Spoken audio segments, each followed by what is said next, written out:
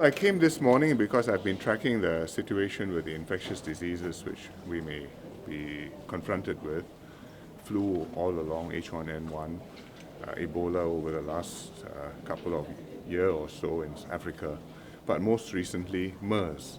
MERS has been in the Middle East for 2 years. We have quite a lot of people who go to the Middle East and travel there, either business or they go for Umrah or they go on the Hajj. And every month we have 20,000 visitors come back from the Middle East. And MERS has been a problem there, endemic and not wiped out for quite a long time. Most recently, we've seen the outbreak in Seoul in Korea. It's quite a bad outbreak. And with Korea, we also have very intimate exchanges. Every month we have about 40,000 visitors. And during a holiday month like June, a lot of families go to Korea on holiday.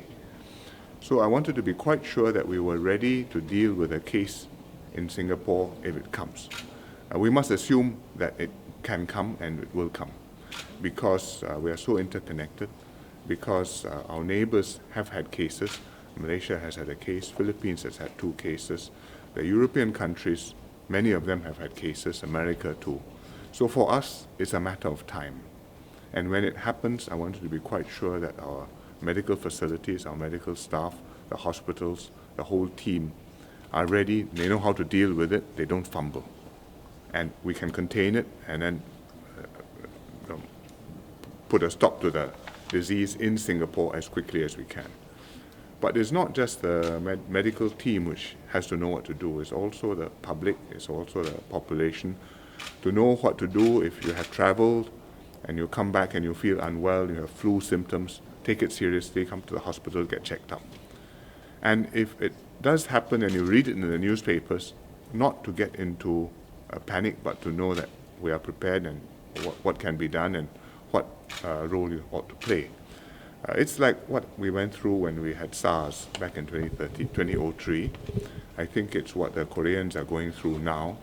It's not just the disease which is a problem, but also the fear and the panic which we have to deal with.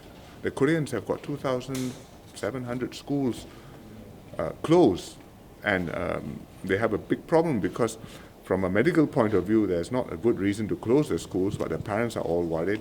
And what do you do? How do you get the confidence back so that you can get back to get your schools and your community and society working again? And we don't want to get into a panic if we are, and we don't have to if we are well prepared.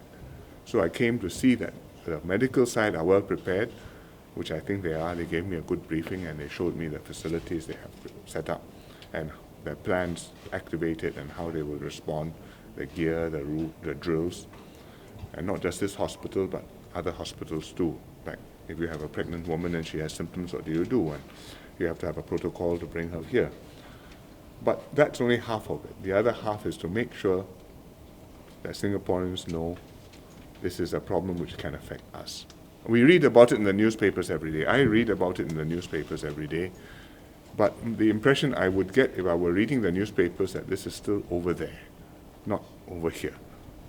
And yes, the Middle East is far away. South Korea, that's another country. We don't want to send our children there on a school trip if we are in a uncertain situation, but we have to bring it home that it could happen here, and we have to be ready. So I came here so that I can see this and also, with the publicity, bring home to Singaporeans this is something which we have to worry about, and which we can cope with, but we must be prepared for it.